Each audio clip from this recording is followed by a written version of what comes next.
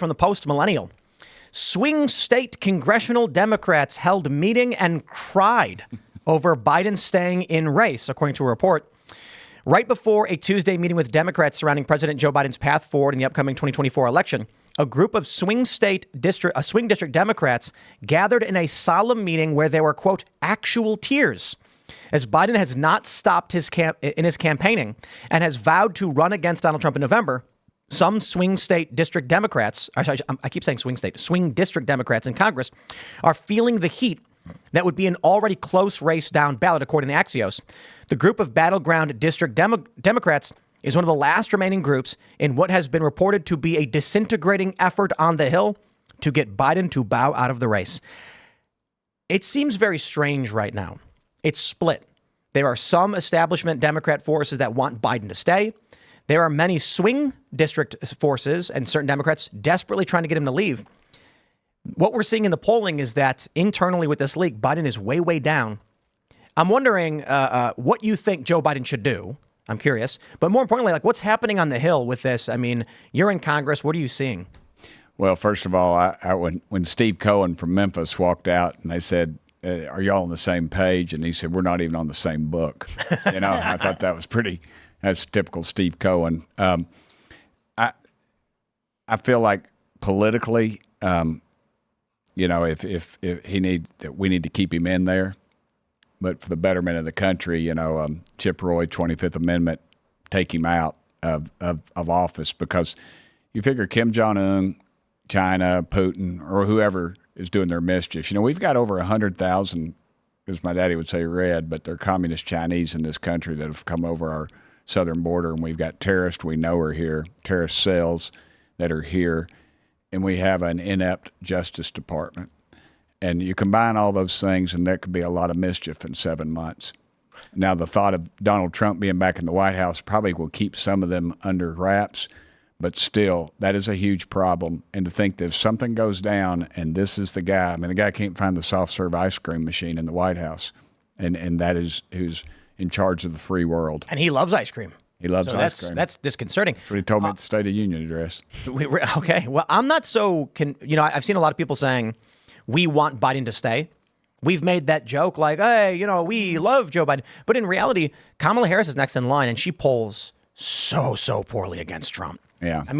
She's awful. She's awful. She hasn't done anything in her term of office to make herself either likable or seem more competent. Except solving the border situation. Oh, well, of course she didn't. Yeah. She's done a great job on that. If by solving we mean making everything worse. And not visiting. Bringing in 10 million. I've spent more time at the border than she has, I can assure you. Well, her office assured us it wasn't her job. If Biden steps down, she's next in line. She is next in line. And she does way worse. So isn't it in our political interest to say no Joe Biden? Well, I don't know.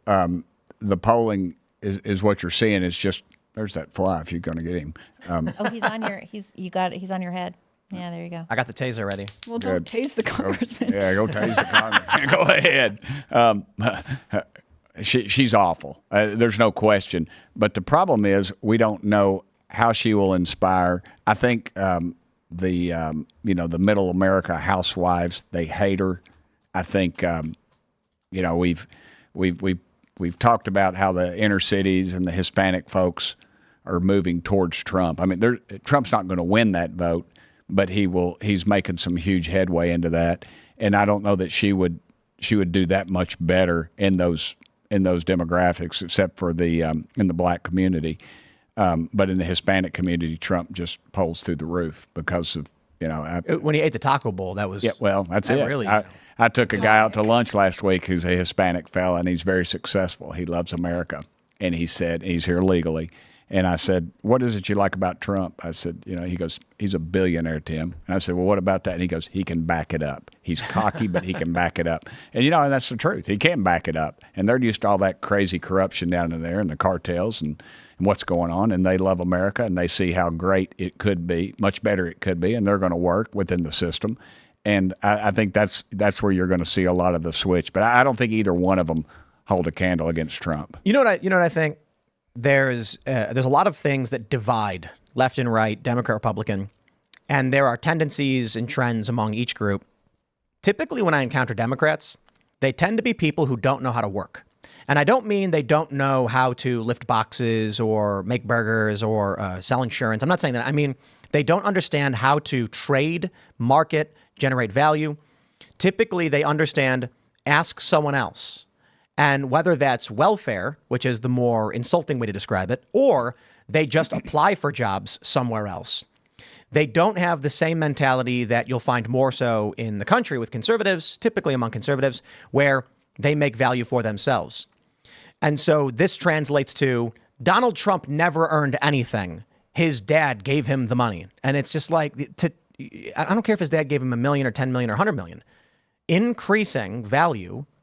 Trump gets $1 million loan from his dad to start a business. He surpassed his dad's wealth. Yeah, it's a biblical story. The story about the father who gives his kids so much, and all of them, and one comes back and he just hid the money, and and he said, no, and then the one kid lost his butt, and the other guy rolled the dice and did something, and those were rewarded. So you're exactly right. They look at Trump and they're like, he didn't earn it. And isn't that what Obama said? Like, you didn't build that? Was that one of his things? That just turned my stomach. These people out here roll the dice. I know billionaires, legitimate billionaires that have started businesses from nothing. Pilot Oil started with a little gas station just over the line in Bristol, Virginia, from Bristol, Tennessee, Jim Haslam. The Royal Industries, Pete DeBusk. My buddy Teddy Phillips and his dad started Phillips and Jordan. They were in charge of the cleanup of the World Trade Center. Wow. And they're billionaires, literally. And yet they started with nothing. Teddy Phillips started with a pickaxe and a shovel cleaning a ditch. And literally, and so, but I would warn folks, though, I always remember when Clinton won the White House, and it came out that Clinton was a draft dodger. He evaded the Vietnam draft. He went to England, him and Hillary, he was a Rhodes Scholar for about 6 weeks or something. I don't know. I think he might have smoked too much weed over there and got kicked out. But there's that dadgum fly. And he, that's all right. And it came out he was a draft dodger, and he's running against George Bush Sr., who was, he was a Navy pilot, was shot down, picked up by a sub in the middle of the Pacific, and everybody was cocky and we're going to win. I would warn people about Bill Clinton. Did you get him? I saw a spark. I don't know, but I broke my taser. Uh-oh. Oh, no. I hate that.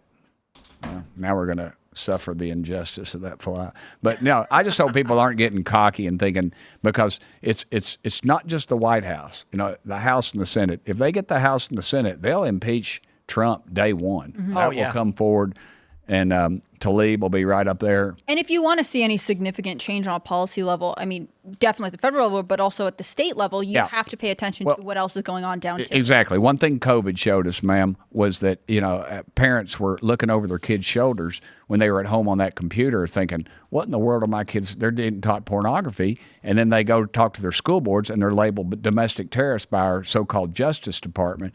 So I think that shows it's imperative that we pay attention to these, I don't like to call them lower, they're really higher.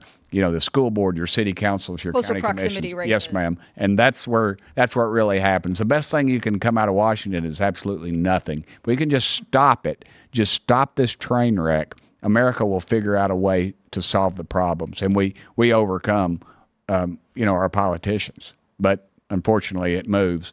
And so, but we do need to pay attention to those local races. I think that's sort of the argument that the Democrats are making in way of trying to get some kind of movement from the Biden campaign. They're saying you will cost us our down ticket races, when typically I think because he's the incumbent, they'd be like, no, we're just going to pay attention to that and we'll get everyone in that we're expecting to. I mean, I almost like that everyone, including the Republicans, are on their toes, because I want them to have to earn every single one of their constituents' votes. I think it's easy to become complacent. I feel like the liberals, I don't say Democrats, but the liberals understand the whole process a lot better. We win the White House, we get Reagan or whatever, we get Trump, and we forget about everything else.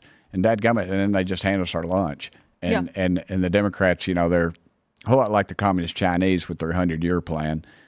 They have a better plan. And I think we talked about this a little bit before the show. You mentioned it. One of the things I've always been concerned about is sort of where does this MAGA, America First movement that was sort of sparked under Trump go? I mean, should he be elected in November, he could only serve for 4 more years unless we really change our government. There's a lot of people coming up behind him. There are lots of talented people, but there's not a clear number one. Now we have 4 more years to figure that out. We don't need a clear number one, you know.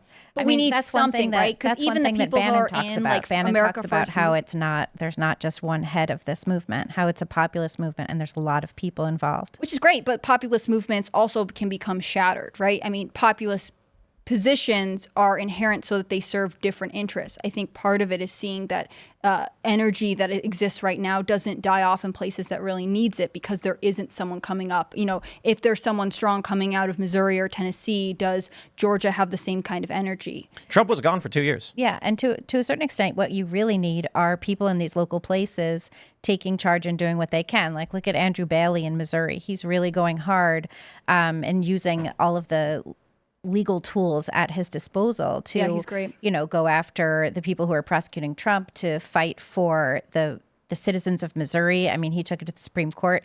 You have a case right now in Tennessee. You know, Tennessee is going to be in the Supreme Court next year fighting for literally our children's health and welfare in the entire country. That's going to be huge.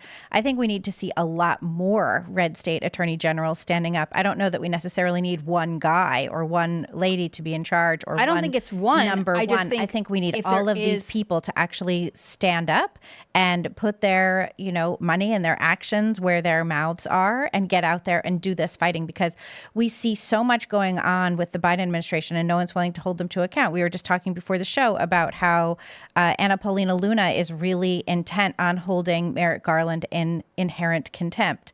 And I think that's very important to do. He flouted a subpoena. He's already jailed people for flouting subpoenas, you know, Bannon, Navarro. And it's time to hold these people accountable. That's really necessary. And without you know, our electeds doing that, where are we going to go? Thanks for watching this clip from Timcast IRL. Make sure to check out the live show Monday through Friday at 8 p.m. on this channel. Subscribe and we'll see you all there.